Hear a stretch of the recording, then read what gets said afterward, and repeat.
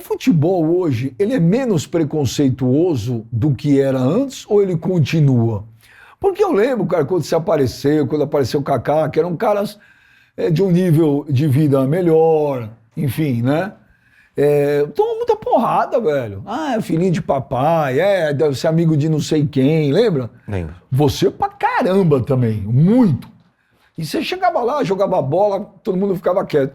Você acha que mudou hoje ou continua a mesma coisa? Eu acho que o mundo mudou. Eu acho que o mundo está mais atento a essas questões, principalmente raciais, que eu acho que é uma melhora absurda e a gente tem que combater esse tipo de coisa. Eu acho que os preconceitos continuam os mesmos, talvez agora seja mais falado. Nós resolvíamos de uma maneira mais simples. Jogando. E se você falava com uma coisa que eu não gostava, a gente resolvia, a gente dava 2 tapas na cabeça, a gente se xingava e resolvia na hora. Hoje eu acho que já é muito mimimi, já é lacração, é não sei o que lá. Eu acho que a nossa geração tinha uma maneira de lidar com as coisas de uma maneira que eu me sentia mais confortável. Que é o seguinte, se eu não gostei de você, eu vou falar de... Benja, eu não gostei do que você falou. Pô, não faz mais isso. Hoje em dia não, eu fico quieto, eu não te falo nada e depois eu vou pra minha rede social para te atacar. Eu não acho que isso seja correto. Eu prefiro falar na tua cara, mesmo que você não goste do que eu vou falar. A gente resolvia dessa forma naquele tempo. Agora mas, por exemplo, hoje, um garoto bem nascido, tal, ele tem o mesmo preconceito que você teve na época ou você acha que isso acabou? Eu acho que melhorou. Eu acho que talvez hoje em dia ele tenha mais oportunidades, justamente por conta de tudo isso que a gente conversou. Na minha época não tinha celular com câmera, por exemplo. E eu brinco muito com os jogadores de hoje em dia. Eu falo, cara, o que vocês fazem, a gente também fazia. A gente ia pra noite, a gente era mulherengo, a gente às vezes chegava atrasado no treino. Qual é a diferença? Isso não era registrado. Hoje o jogador de futebol é um BBB 24 horas, ele está sendo monitorado, seja dentro de campo, seja num local público ou na hora que ele está a caminho de casa. Sempre tem alguém atento ao teu comportamento, às tuas atitudes. Então, até por conta dessa exposição, talvez hoje ele tenha mais oportunidades, ou as pessoas lidem de uma maneira mais natural com quem vem de uma classe social diferente. Mas na época, por exemplo, você no dia a dia, você sofria ou não? Não. Você sofria, era imprensa?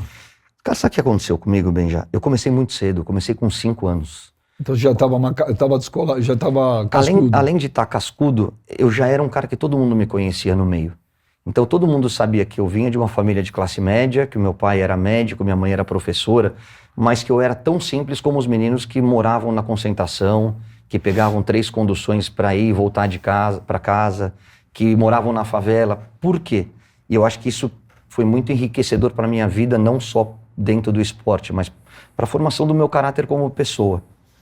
Eu tinha uma facilidade. Eu jogava por um sonho, eles jogavam por um prato de comida. Eu não podia treinar menos que eles, eu não podia me dedicar menos do que eles, eu não podia fazer menos sacrifícios do que aqueles caras que estavam fazendo de tudo para ocupar um lugar dentro do futebol. Então eu era o primeiro a chegar, eu era o último a sair, eu ouvia os treinadores. Quando tinha um final de semana livre, ou às vezes na base você joga no sábado e o domingo é livre, eu pegava esses meninos e levava para minha casa. Por quê? Porque eram meninos que moravam na concentração e talvez vissem a família uma vez por ano.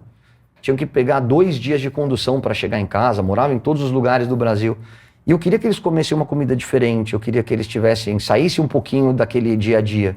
Então eu levava eles para minha casa, ficava na piscina, comia um churrasco. Então eu sempre fui muito bem aceito no meio do futebol. Por quê? Porque eu era um cara simples. Eu gostava de estar com as outras pessoas. Então talvez eu tivesse muito mais dificuldade se eu fosse fazer uma peneira para entrar num time como tantos fizeram. Eu não, eu comecei da base. Comecei com 5 anos. Então as pessoas foram chegando num ambiente onde eu já estava fazendo parte. E aí eu os aceitava e não tinha que ser aceito. Isso ajudou bastante. Ô Caio, puta, legal isso aí, cara. Nesse período aí de base e tal, jogar no seu clube de coração... Não, desculpa. Lembrei. Você falou uma frase legal pra caramba. Eu jogava por um sonho e a molecada por um prato de comida, e talvez para muitos...